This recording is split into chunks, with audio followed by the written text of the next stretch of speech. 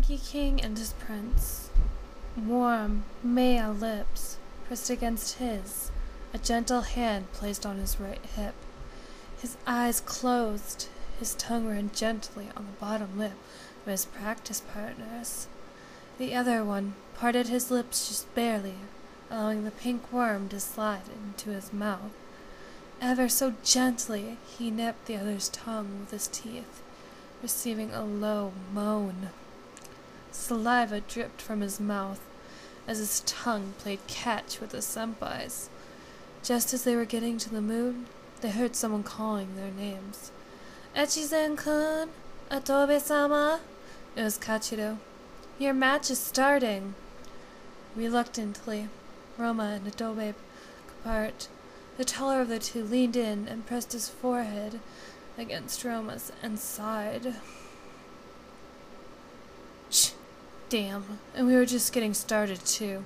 He kissed Roma lightly on the lips, one last time, before letting his hand drop and turning away. Roma blinked a few times and shook his head.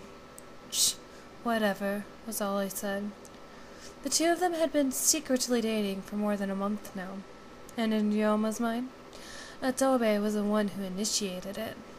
He just followed.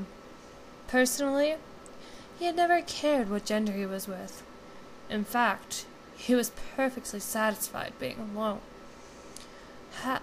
Echizen-kun, Atobe-sama, we need to go. Your practice match is beginning. Hi, Echizen muttered, picking up his racket. Even though he always pretended not to care, he really did. And that was his reason for letting the back of his hand slide over Atobe's butt as he walked by. Smiling to himself, Atobe flipped a piece of invisible hair from his face and followed the 12-year-old to the court. Hyote and the rest of Seishun Gakuen Middle School stood behind the fence, watching the last of the match between Eiji and Kabaji. Letting his eyes wander a brief moment, Atobe searched for Echizen before returning to the head of his own team. The other match ended quickly soon after, in a tie between the two already on the court.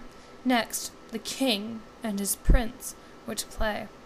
On the court, Echizen prepped his racket, his eyes on Atobe Keigo. Strong, beautiful, great in bed.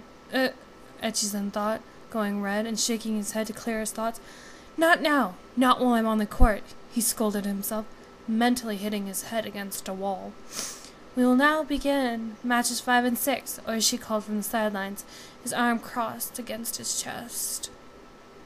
Atobe Keigo versus Echizen Ryoma in Court C. Neither of them heard the other pair as they both stared into each other's lust-filled eyes. Their makeout session had ended much too suddenly. They could feel the results of it. Remember our agreement? Echizen nodded. Tie, we tell, I lose, I'm your bitch for 3 days. I win, and you're my precious baby boy for 3 days. Atobe said quickly, with a slight nod of the head, a serious look on his face. Again, he nodded. Play with Atobe, and there's bound to be consequences, win or lose. With that said, Atobe placed his racket on the head down and spun it. Wheech, smooth. The handle landed upside down. You serve, Echizen said tonelessly. No, you serve. Echizen shrugged, handing Atobe his racket. Whatever. I lie here paralytic inside.